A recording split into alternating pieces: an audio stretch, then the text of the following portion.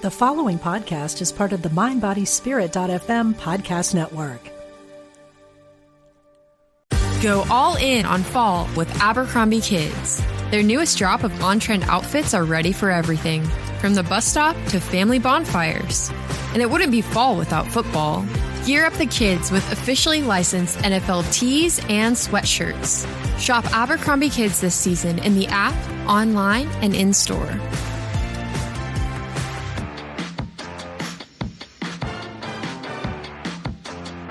At Sierra, discover top workout gear at incredible prices, which might lead to another discovery. Your headphones haven't been connected this whole time. Awkward. Discover top brands at unexpectedly low prices. Sierra, let's get moving.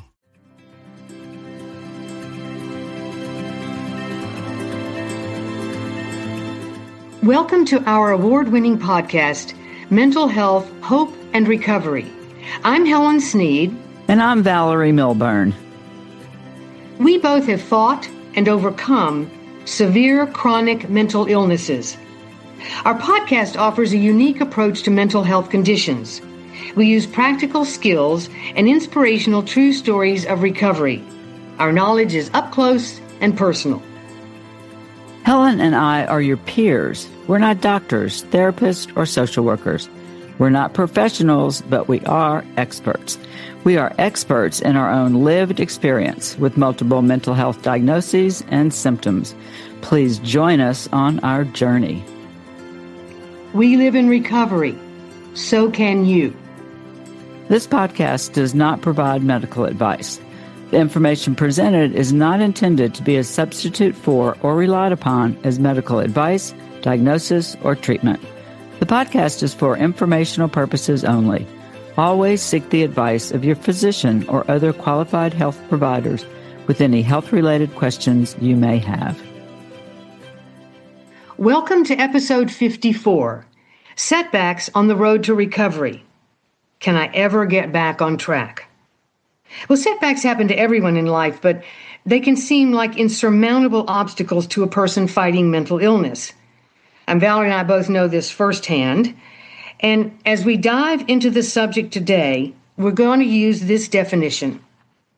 A psychiatric setback refers to a temporary worsening of symptoms or a regression in progress made towards mental health recovery.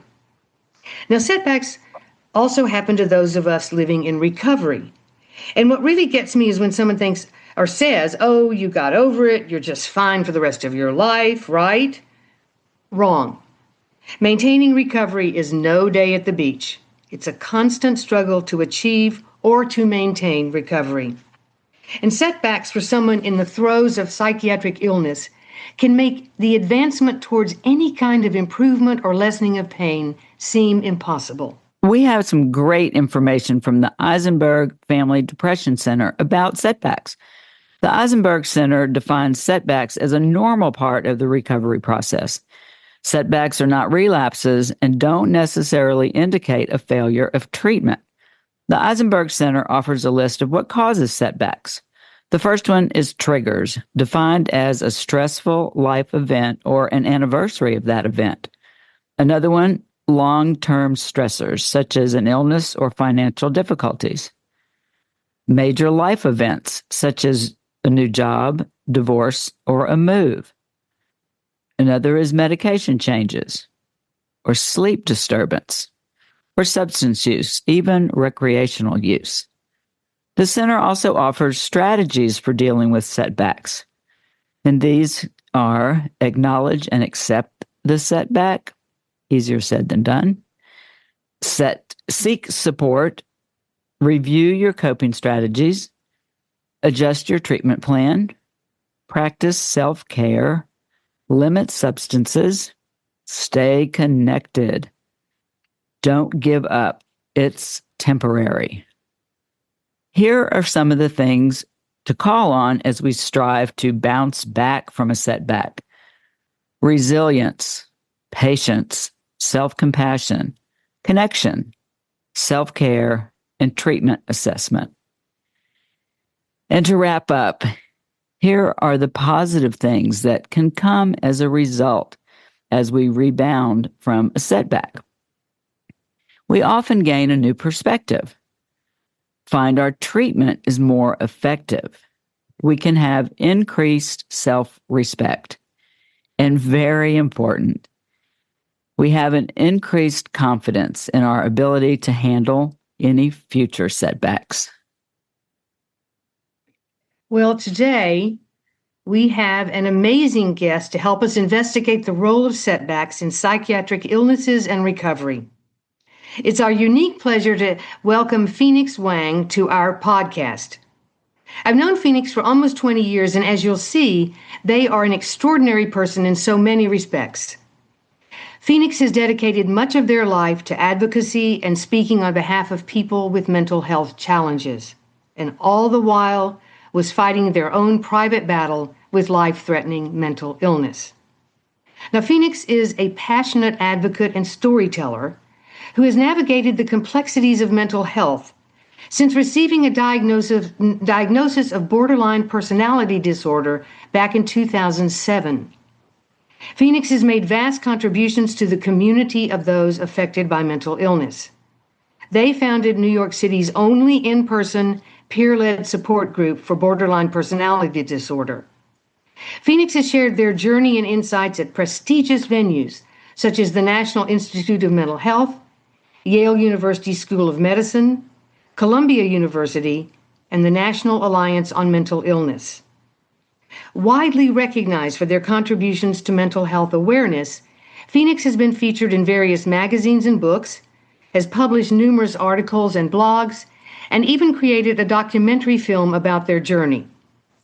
Their advocacy has earned Phoenix the 2017 Fountain House Humanitarian Award in New York City. And recently, they started their own podcast, the Phoenix Wang podcast, that is available on Spotify and Substack. Currently pursuing a graduate degree in social work, Phoenix aims to become a licensed trauma-informed therapist by May 2026. And above all, they are a proud parent to their 9-year-old son, embodying the resilience and love that underpin their journey. So welcome to Mental Health, Hope, and Recovery. Phoenix, we are delighted to have you. Oh my goodness, what a wonderful and so grateful to be here, both to you, Helen and Valerie. That opening introduction makes me want to cry, especially about how my son has impacted my life, because he truly has been the miracle that I never saw coming, So glad to have you here. Thank you for sharing your time and your experience with us, and our listeners truly have just such a wonderful journey to hear from you. Thank you. Well, all right, Phoenix. So Valerie and I have really been looking forward to this conversation about setbacks because, we all have them. So let's just jump in and begin. Your professional and public roles are reflected in your bio. So my first question is more personal. Can you tell us some of the story of your struggles and triumphs with mental illness? It's been a long journey. I started out having mental health challenges since I was 15 years old.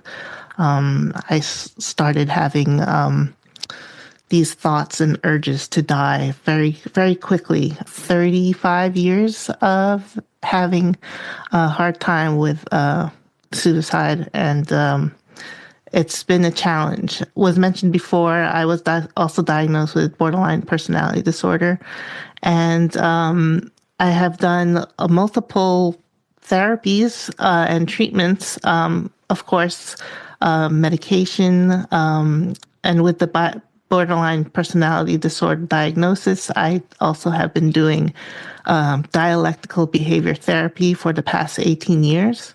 And I've also done things like IFS, which is internal family systems, ketamine therapies, electrical convulsive therapies, and EMDR for eye movement desensitization.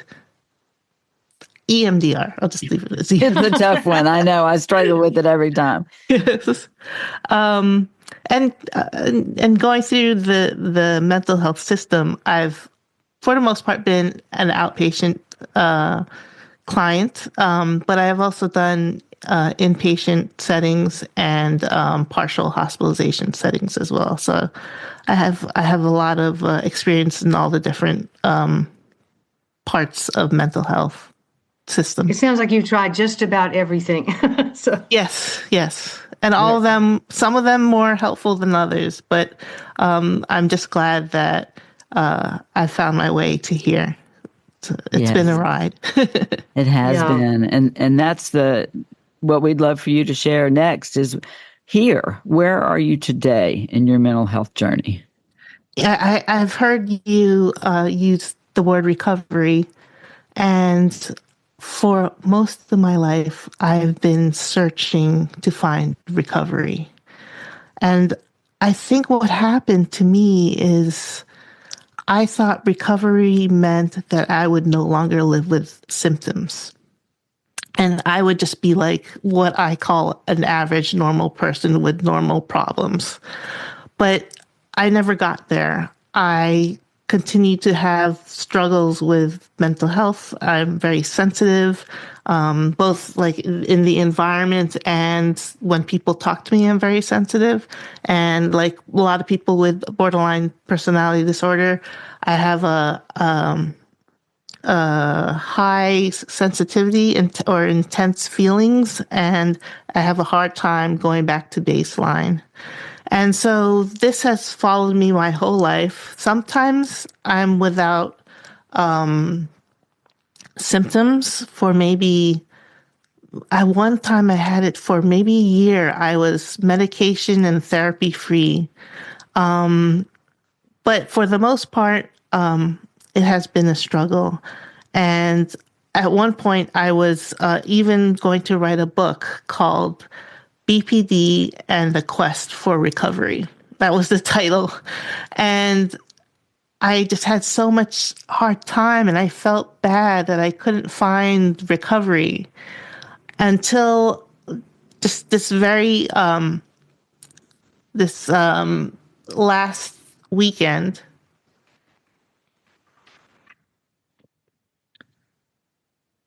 This last weekend, I thought about it real hard. And especially with my difficulties with the urges to die, they have constantly been there my what it seems to be my whole entire life. And I said to myself, I don't think they'll ever go away. And it was so hard for me to say that out loud to myself. But then I thought, Marsha Linehan talks about radical acceptance. And what if I radically accept these urges to die? How would that change my life? How would that change my attitude towards what I struggle with? And I said to myself, maybe I could live a remarkable life even when having urges to die. Because I thought before that was not possible. But now, I've come to a point where I really feel like it's possible. Like, I feel like the potential is there for me to have a remarkable life. And to me, that means like being creative or connecting with someone else on a very human and emotional level, or just finding beauty in seeing a tree or a sunset. These things are what makes my life remarkable. And before, when I was struggling with these urges to die, I would deny those things. I would not be able to accept those parts of life because I was so mired in this thoughts of suicide. And so, I don't know. I just find like maybe there's a way to do both. Not to like give power to the urges, but to allow them to happen in a way where there's a respect for your struggle. It's almost like a balm. You know how like in some religious ceremonies, people use oil to help heal the wounds. And it's almost like you are approaching your wounds, your struggles, your setbacks with a balm. It's almost like respecting it and just cultivating it and taking tender care for it. And in doing so, you get a different perspective of how you will go about your setbacks and struggles. And it's almost to a point where you can use those struggles to help you and to help make you remarkable. I don't think I would be the person I am today, if I may say so, being remarkable. True. If I didn't have all those struggles. I would never want to have anyone live the life that I have with these struggles of BPD and with thoughts of suicide. But at the same time, this is my life. And I want so desperately to live my life in a way where I can feel so proud of myself, and the desire to even work harder and live life more to the fullest and just be so bountiful in the way that I live my life. I would just want it all to be okay, and that's my hope. That's my hope for right now. That's who I am right now, actually.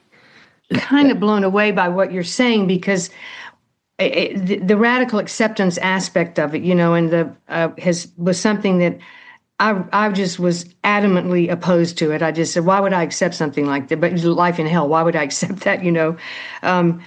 But then what happened to me is, it's exactly what you're describing, is I found room inside myself for both. For the negative and the self-destructive and all the, suicidality and all that stuff. And it just said, it's just what you're saying. This is part of who I am. But I also have room. My thing is, I want to be a life force character in the world, and enthuse other people with a love for life. And I do have room for both. And I think what people like us have to do, I know Valerie's probably in the same boat, is you have to realize that at times the hard stuff is going to come to the fore again. To me, it's keeping them in balance, kind of. Yes, yeah. And what you said brings me such hope. And as you gave that analogy of a balm, I kind of felt this sense of peace kind of roll over me. And because I have not dealt with suicidal ideation in quite a number of years, but I lived in it for so long. And there's, a chance that it's most likely that will return, because as we've been talking about, setbacks are a normal part of living with the mental health condition. And I know that I could draw on what you just said, that I could come to the acceptance that I may have to live with those urges again for a while, and that they are very strong for me. But I could come to the radical acceptance the way you just described it, that I could continue to be the grandmother I am, and the mother I am, and the podcaster I am, and the friend I am. And the friend to scores of people. While struggling. And you gave me a balm right now, and I just thank you for offering that hope and for being who you are and what you're doing. You are remarkable, and you've just offered me a piece of hope that I will cherish. I'm so glad. I'm so happy that we're all sharing in this language of healing and enthusiasm too, to work hard on being who we are and making us be our best selves for our family, for our friends, and for us too, for us, or taking care of ourselves in the ways we need to have love and acceptance for ourselves too. Something very hard for me to do was to accept myself. I still have a hard time with that. Mm-hmm. But, it's something I strive for. Yeah. Well, I think for me that I would imagine for all of us, three of us, that for me it became such a deep reaching change that I think I had to change parts of my identity, my very identity, in order to accommodate, again, both, the negative things inside me and then these terrific positive things. And because I had always thought it's all or nothing, and that's where and I think that trips a lot of people up. I know it did me.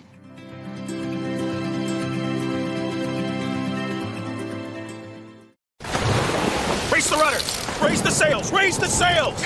Captain, an unidentified ship is approaching. Over. Roger. Wait, is that an Enterprise sales solution? Reach sales professionals, not professional sailors. With LinkedIn ads, you can target the right people by industry, job title, and more. Start converting your B2B audience today. Spend $250 on your first campaign and get a free $250 credit for the next one. Get started today at linkedin.com/campaign. Terms and conditions apply. When did making plans get this complicated?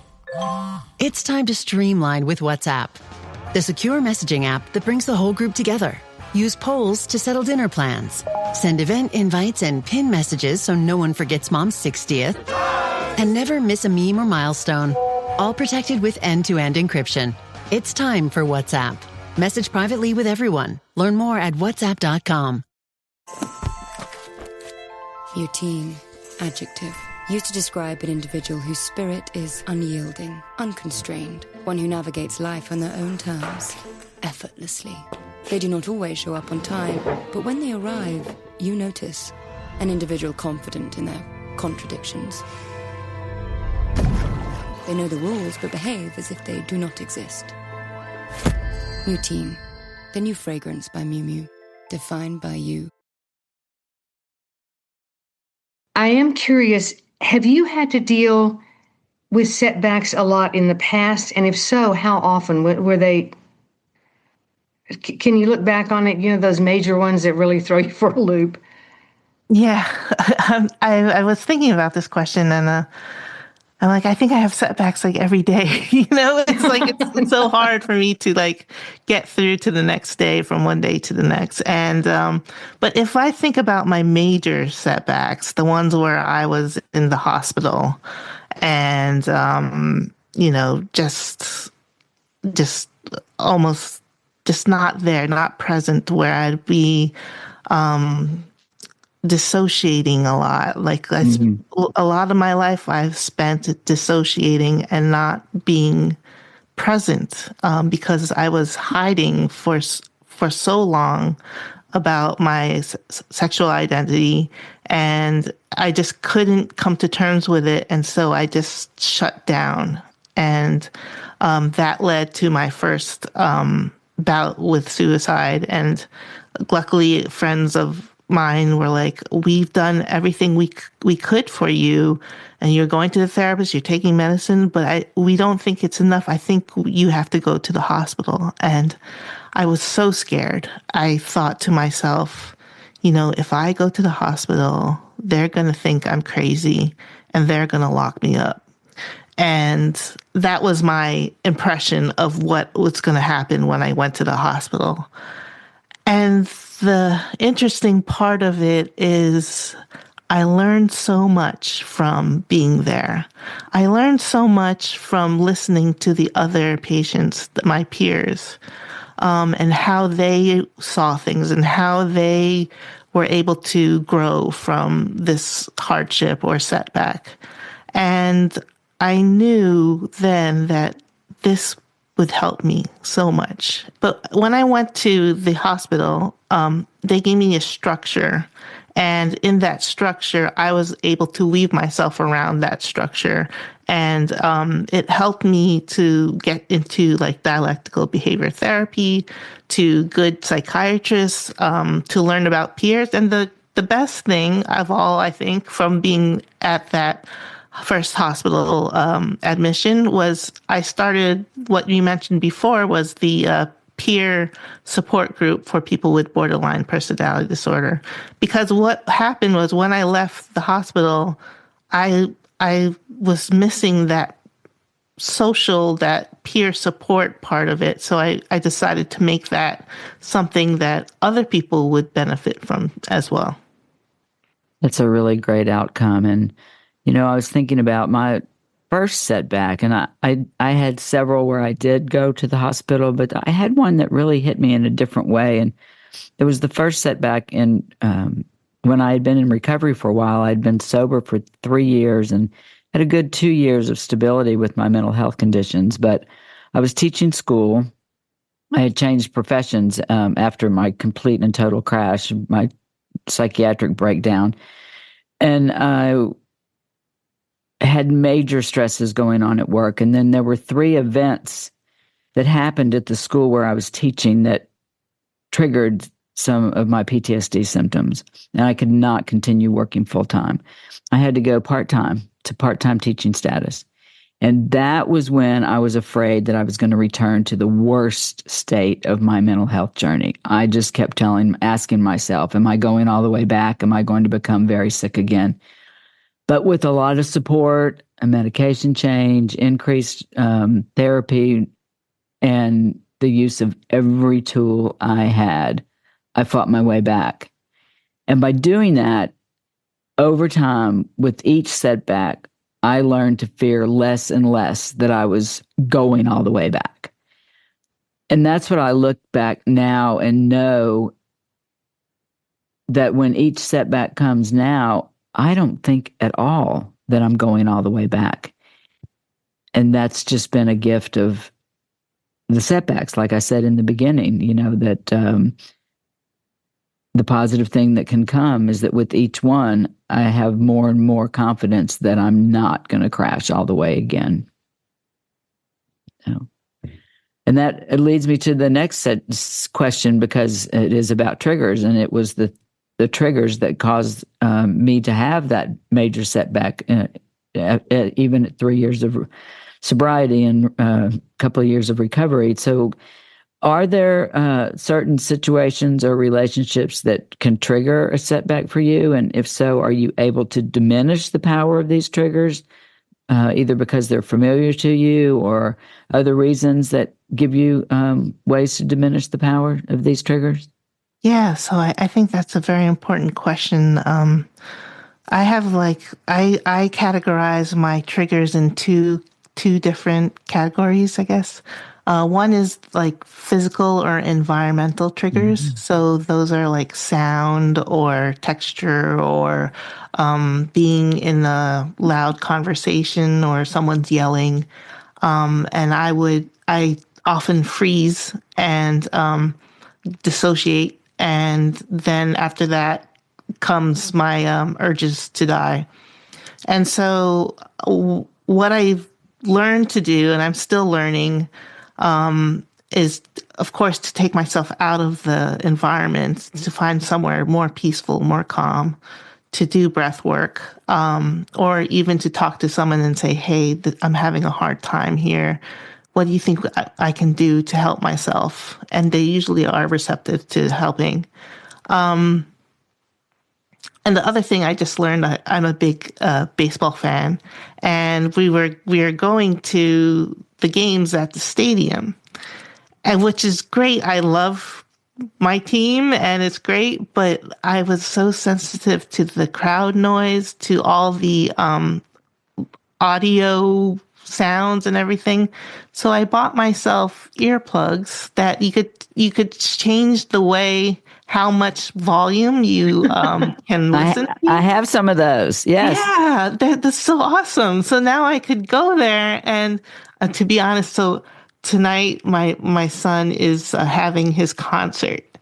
And I'm like, oh my gosh, I don't know if I'm going to be able to survive it because of all the noise. So I'm going to bring the earplugs so I can put the earplugs on when the other people are singing and playing, and when my son comes on, I can actually listen to it. So I was like, oh, this is such a good solution for this problem.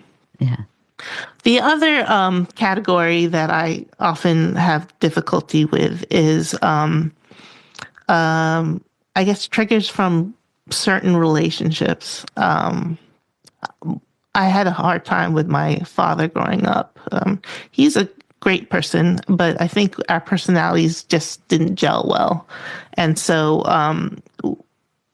he would often have a loud voice when he talked to me, and often would kind of yell, and that triggered me.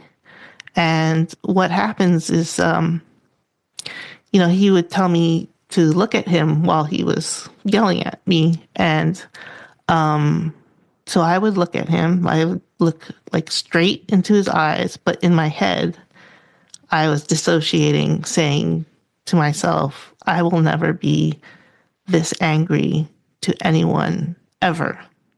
And that became my thing, my promise to myself. Like, I don't experience anger at all. I don't express it, which became very hard for me when life, happens and you get angry sometimes. And I couldn't allow myself to express this anger.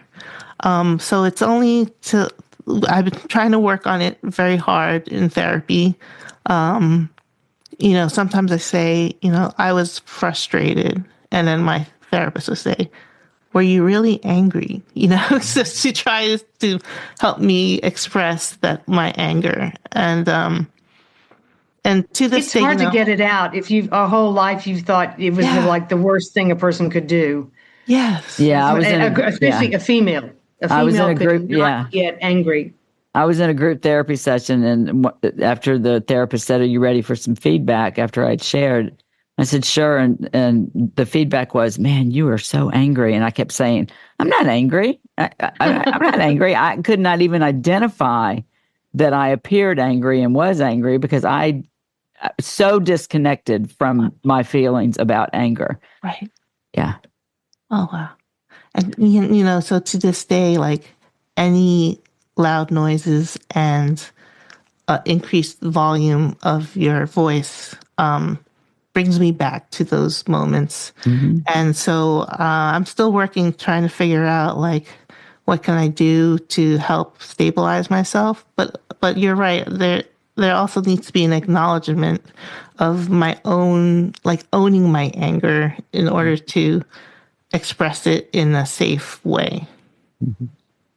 Well, I just always thought that what I had to do with my anger was eat it. And it just festered for decades. And that's all. I'm still bad at expressing it, but I have to have notes. But that's a different story. This whole business, this question, I think that Valerie, about the triggers and just familiarity help you deal with them. Recently, I was suddenly hit so hard by a flashback to the original abuse that I felt like I'd been hit by lightning, and I was completely paralyzed. But then I realized what was happening to me, and so I made myself stand up and walk around the room, and I told myself, "You're having a flashback. It will be all right." And I repeated that sentence, and I calmed myself down. And I was able to stop the triggering and come back into the present, which this for me is, first of all, it's an Old Testament miracle, but it gives me a sense of personal power that over these feelings and these things that happen that I've never had before. And, because now I recognize what is happening to me and I know what to do to stop it. And about 99% of the time it works. So this, I think, is really an important question, which is, Phoenix, what skills or treatment methods and relationships have you used to overcome a setback? And do you use the same old methods that have helped you earlier in your journey? And have you discovered some new methods that also help? Yeah, it's so interesting because I've been in dialectical behavior therapy for more than half of my life. And it's so ingrained in me. I almost like it just naturally, the skills just naturally come out. But so what I am working on now is what's hard for me is understanding that I'm a real person. I know this sounds a little absurd, but I don't feel like I exist, which is probably why I have a hard time with my urges to die. And I realized that, then thinking hard, like my therapist I've been having this hard time with leaving my therapist and being very anxious after I leave and like trying to hold on to everything that she's saying. And I just get really worked up about it.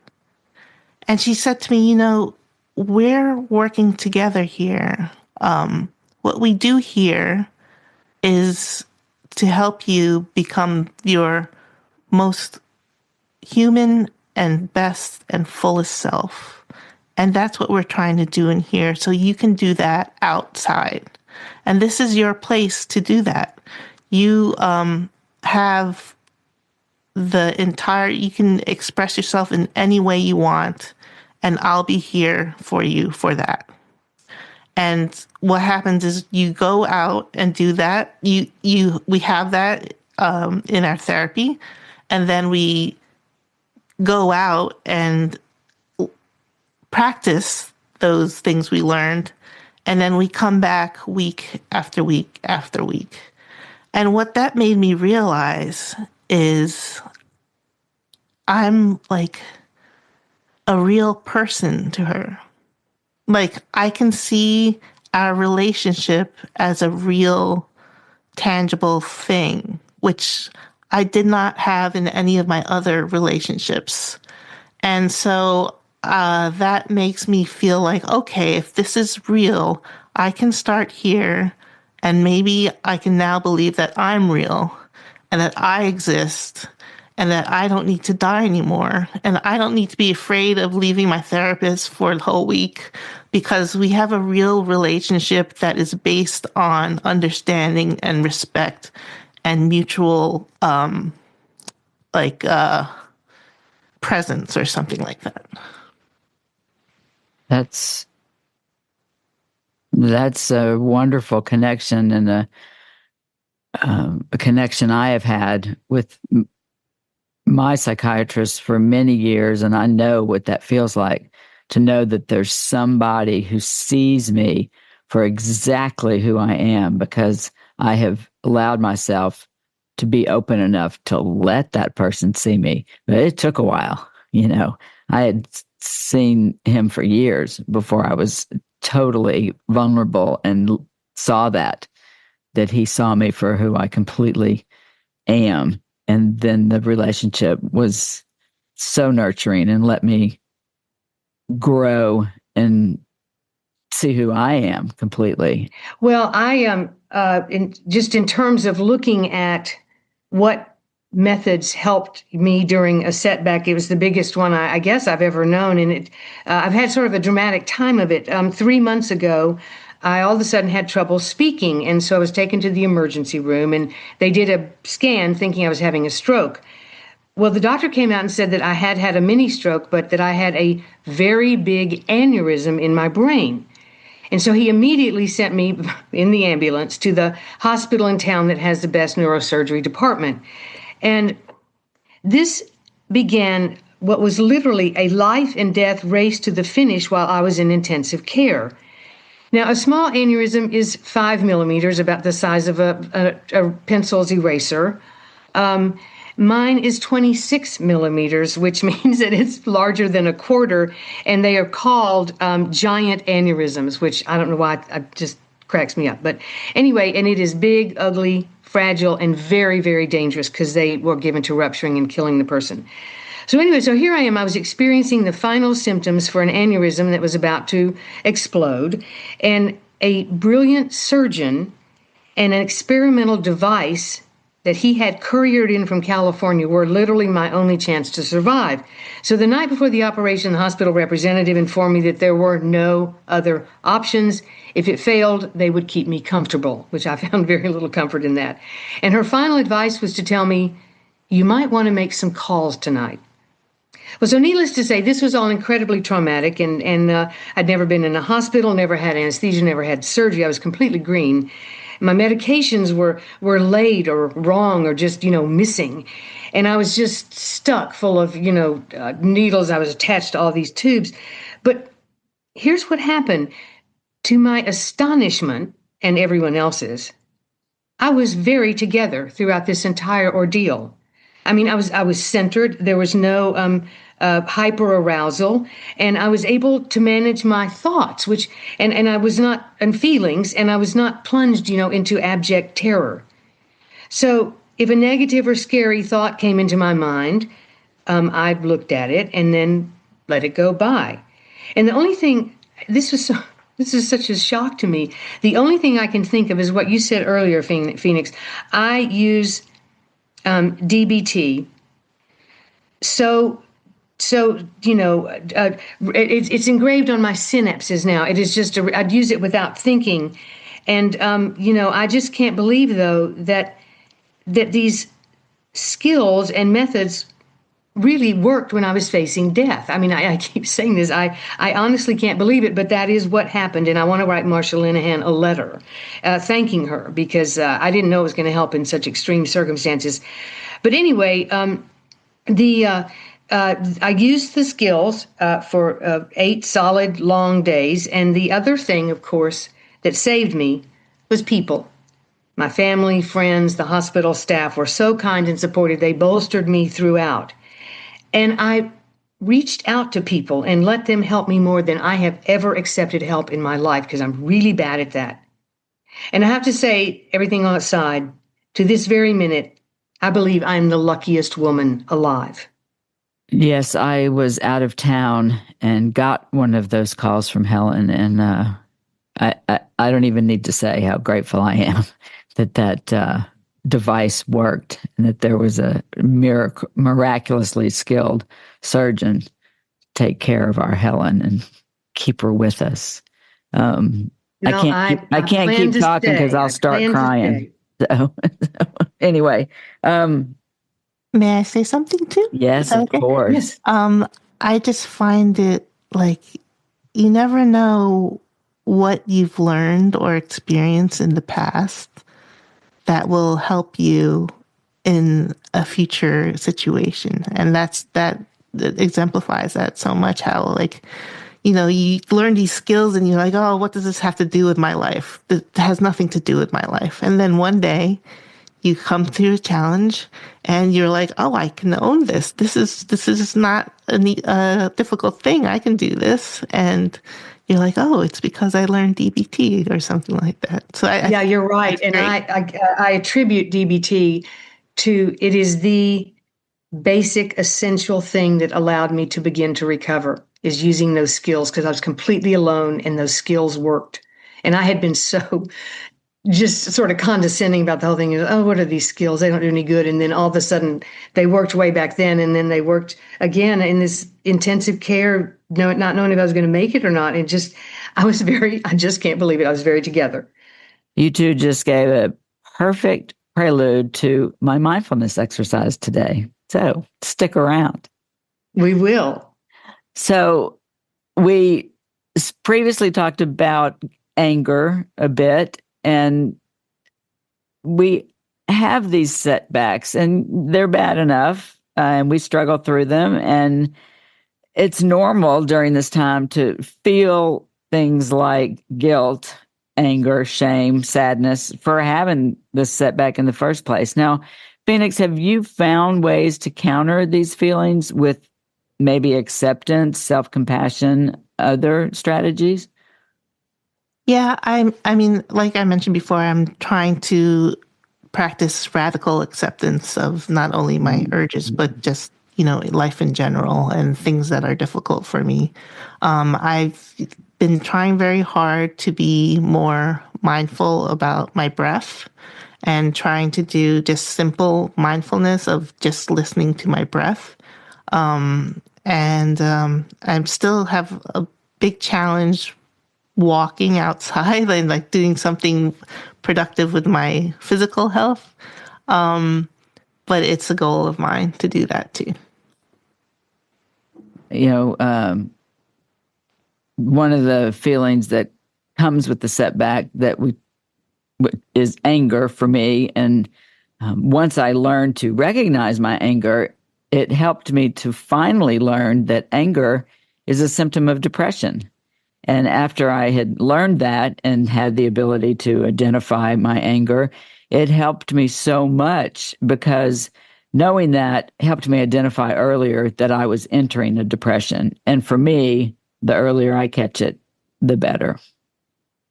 I mean, I'm sure you've heard that definition of depression is anger turned inward, which is a story of my life from the age of 4. So now, Phoenix, are you comfortable telling friends or family that you're experiencing a setback? Can you confide in them or someone? Oh, that's been one of the hardest things for me to do. Yeah, a lot of times I will just be quiet. I'm already a quiet person to begin with. And when I'm going through a difficult time, I barely say anything. And I think people know that I'm going through a difficult time because I've stopped talking. No, I need encouragement from my therapist to, like, if she says, maybe you should talk to, your mom or your friend and open up to them, tell them a little bit about what's going on.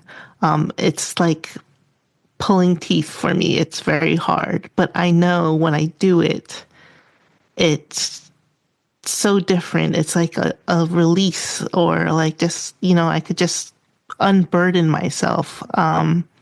And so I have to practice that a lot more.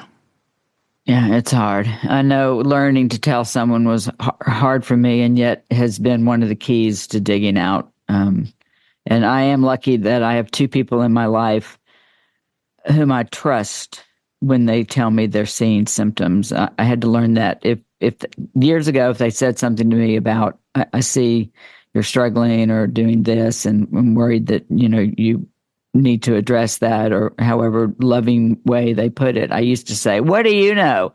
And now I can respect them. That's my husband and my sister. I respect their input. I have an interesting question. Have you had to maintain a job or deliver a major project in the midst of a setback? And if so, how did you handle it? Yes. So I am known by my therapist to be apparently competent. That's like a DBT term. That means like you can be suffering inside, so incredibly torturous, like feelings, and still maintain your sense of work and commitment to your family and all those other things that you do in life. And no one would know. And that has been my life story, because every time I went to the hospital, no one had any idea that would happen. Oftentimes when I'm in an internship or a job where it's kind of has a hospital setting or a health setting, I go through these difficulties of managing my urges, and it comes to a point where it's really hard for me to concentrate and focus and do my job. And so oftentimes I'll kind of take off sometimes for just like a mental health day. And other times when it's gotten real bad, if I know I can trust the supervisor that I have, I'll share with them my difficulty that I'm experiencing mental health issues. And usually they are very accommodating and receptive to it. Sometimes they even suggest maybe, you should try for disability if you need to take even more time for that. One time, I think it was my second time that I was hospitalized, I left work for that hospitalization. It was like 3 or 4 weeks. And I came back and I realized that this was not what aligned with what I wanted to do and what I wanted to be in life. And so I gave my resignation to start something new. I don't know if that was the best idea, but I just felt like, that it was what I needed to do at that time to navigate my mental health. Yeah, sometimes it is. When I went part-time, it was the right thing to do to halfway walk away? I always handle setbacks, with humor and efficiency and ultimately with success. This was outwardly, of course, because I was this raging workaholic and never stopped. But then at night, late at night, I'd go home alone and crash, night after night, isolate, weeping and cutting and not answering the phone. And I'd cancel plans with friends and hating myself always and becoming increasingly suicidal. But I never told anyone how bad. I wouldn't call someone and say, I'm having a really hard time. I wouldn't do that. And so I was fine when I was out. It's like Phoenix said, it's this double life and you just do so well in public. And so when I was with people and colleagues, I continued to put on quite a show. And I look back on it now, and the oddest thing is that this sounds kind of crazy, but, I had this really good career. But I look on it now and, the whole thing was kind of like a symptom. I love the term, is it apparently competent? I call it apparently competent, but I think that it's more known as apparent competence. Well, whatever it is, I was that. And I once got a job on an outpatient pass from a psychiatric hospital. I had made it through 2 interviews for this job, even though I was struggling terribly, but I got sicker and I went back into the hospital. While in the hospital, I got the call back for the 3rd and final interview. So I asked for and received an outpatient pass to go to the interview. My dad brought me clothes for the interview, took me there, and waited for me while I interviewed. And I was like 34 years old at this time. Anyway, yeah, I got the job. So I was apparently competent. Well, and I got one calling from the payphone in the hallway of the psychiatric unit, and called and asked for a job from an old friend and got it. And I just thought, I'm so glad no one was like screaming or something in the background. It went really well, but I had to borrow the dime or quarter, whatever it was. Yeah, more proof that we're kindred spirits, Helen, that we both have that experience. Now, here's kind of a more somber question. What sustains you in the darkest and most difficult days? And during these times, can you maintain hope for improvement over your current condition, even if you can see it way down the line? Yeah, when I have very difficult moments where I just don't know how I'm going to get out of it. And this comes from like so many different sides of like the urges to the, like it's almost like you're fighting yourself in order to live. And so you are so desperate to find hope, and you'll take hope wherever you can get it. And what is most hopeful for me, and what I had to ask for with, where I start with my relationship with my therapist, is I asked her, I was like, can you just believe in me? Because if you believe in me, it will just go so far, and I know someone in my mind is there, present with me. You don't have to do anything. Just say you believe in me, and I'll be able to just work through this terrible experience that I'm having. And she said that she believes in me, and so that has helped a lot.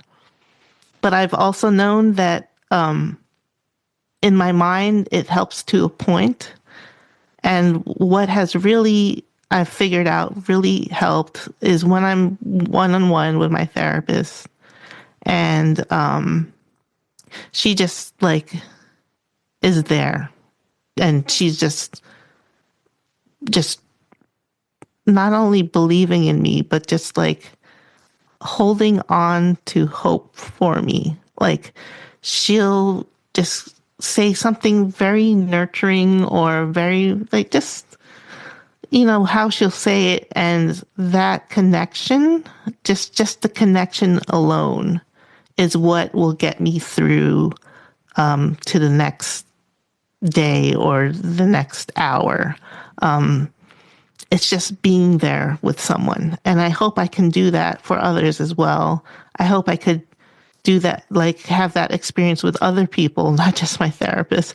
But it's such an important experience for me. That's a beautiful thought and very powerful to have someone do that for us, to believe in us. And my sponsor told me when I first got sober, when I had trashed relationships, I was a wreck, was barely functioning. I hated myself. And she said, I will love you until you can love yourself. And that was what I needed, somebody to love me and believe in me. And I'm going to ask you something that I know you have a lot of to give to our listeners, insights and advice. What are your best insights and your best advice for a person struggling with a setback? I think one of the most important things that I've learned when I'm struggling with mental health challenges is to know I'm not alone. So I would make sure I built up a team, a therapeutic team or a supportive team of people where it's like my psychiatrist, my therapist, even my OBGYN, or even like my parents and my brother, my friends. They all somehow work together. Some can pick up where others cannot. And, they all can't do everything for you. So having this team of people supporting you is so important for me to get to the next step. Phoenix, this is our final question, and it's a big one. What gives you hope for people today who are experiencing setbacks that threaten their ability to recover? Well, the one hope that I have for people is that, again, we're not alone. Like, you can find the person. You just got to be diligent about it. If one fails, find another one. If that fails, you can just keep on trying until you find someone or multiple people to help you through your setbacks and struggles. The other thing is, I said earlier how, sometimes we say despite our mental health issues or our struggles and setbacks, we can still live. And sometimes that is also called apparent competence. But what my understanding is, sometimes we can be remarkable, even with our setbacks and struggles. I think it's so important to know that sometimes people say, oh, your mental illness defines you. But I think it helps breathe a new dimension and a new enriched character or part of you that you would have never discovered without it. And so that gives me hope that I can utilize my setbacks in a way that I never knew I could in a positive way.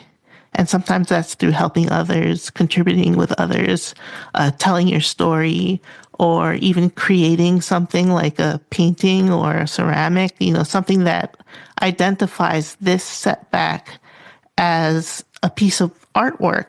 And you can almost like I was just thinking, you can almost separate yourself from the setback or have distance from it because you are creating this thing.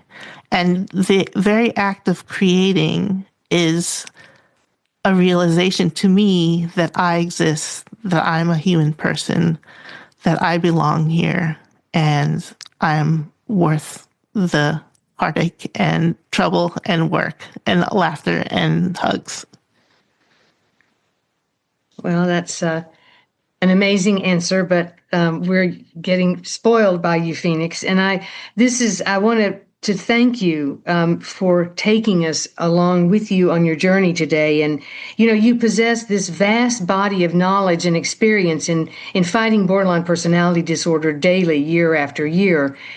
You have remarkable strength, courage, and spirits that have coalesced into this expansive generosity toward others who are fighting the same battle. I mean, you've been doing this for years. You've done it for me, and you've done it again for our listeners today. So I just want to thank you. I think both Valerie and I thank you from the bottom of our hearts. Absolutely. And now, Valerie will lead us in a mindfulness exercise. Yes, I will. What is mindfulness? I always give a definition. Mindfulness is a mental state achieved by focusing one's awareness on the present moment while calmly acknowledging and accepting one's feelings, thoughts, and bodily sensations without judgment. Today's mindfulness exercise is about resiliency, and it's called Raise Your Sail. I'll begin with a quote from Gregory S. Williams. Here's his quote. On the other side of a storm is the strength that comes from having navigated through it. Raise your sail and begin. When I'm in a storm, a personal, emotional, physical, or spiritual storm, I like to think of that quote. I try to call to mind a similar situation that I previously navigated my way through and the strengths I gained from the experience, like we were talking about earlier. I remind myself that those strengths are within me. I ask myself, can I find my resiliency and call upon my strengths? Can I raise my sail and begin? Can I begin to navigate the storm I'm currently in? I mean, I've navigated many storms, and yes, I tell myself that I can sail through this one. So I call to mind my strengths, I raise my sail, and begin. I have to begin. Let's try it. Let's get mindful. If you're driving or walking, please adapt this mindfulness exercise in such a way that it works in your current surroundings. If you can, find a comfortable seated position. Try closing your eyes if it's safe and comfortable for you to do so. Let's settle in. As always, we'll begin with a few diaphragmatic breaths. Whether your eyes are open or closed, let's steady our breathing with 2 diaphragmatic breaths. When you do this on your own, take as many breaths as you need to become calm and centered. I usually take about 10 diaphragmatic breaths to begin my mindfulness and meditation practice. Let's breathe. Inhale through your nose, expanding an imaginary balloon in your stomach as you inhale. Hold it for a second. Forcefully exhale through your mouth, pulling in your stomach as you do so. Drop your shoulders. Inhale through your nose. Expand that balloon as you inhale. Forcefully exhale through your mouth, pulling in your stomach. Pull your stomach all the way in. Keep this slow, steady breath going. Now bring to mind a challenging or difficult situation, a storm, that you have navigated your way through in the past.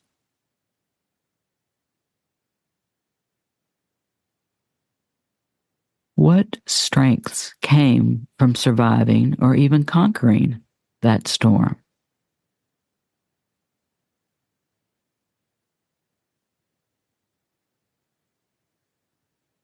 Was your ability to be patient strengthened? Was your self-compassion strengthened?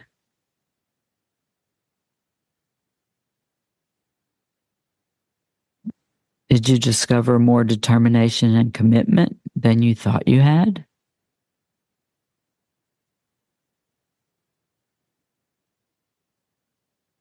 Perhaps you learned new skills as you navigated the storm. Maybe dialectical behavior therapy skills or cognitive behavioral skills. Was your spirituality strengthened?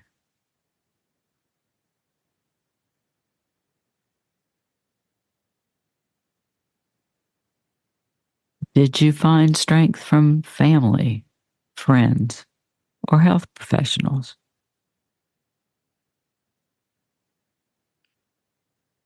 What strengths did you gain from the storm? Now bring yourself to this present moment.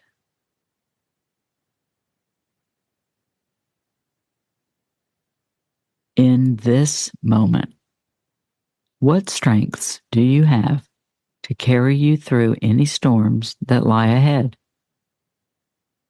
Or maybe a storm that you are currently battling.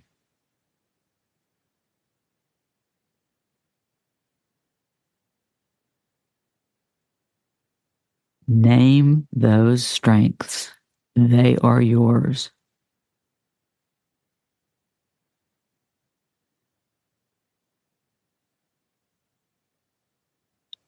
Embrace those strengths. They are yours.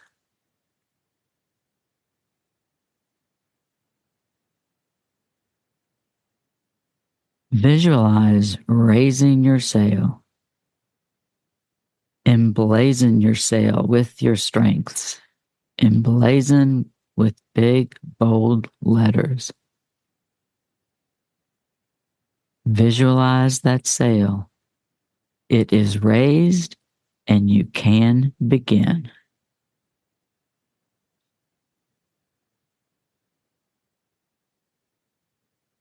If your eyes are closed, please open them and gently bring yourself back to the room.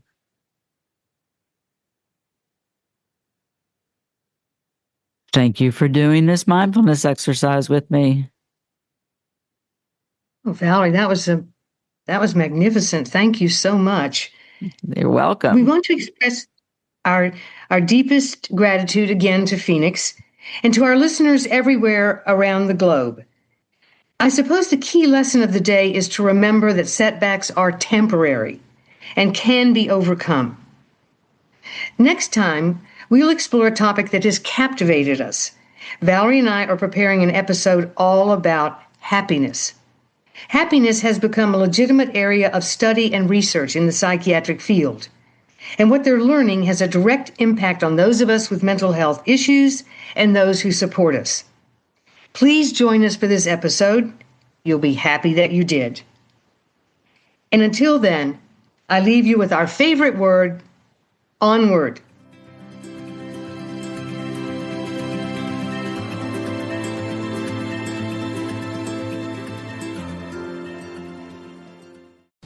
ABC Wednesday, Shifting Gears is back. He has arisen.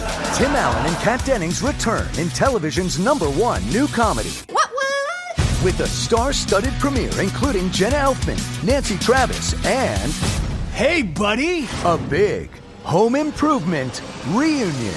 Welcome. Oh, boy. That guy's a tool. Shifting Gears, season premiere Wednesday, 8/7 Central on ABC, and stream on Hulu.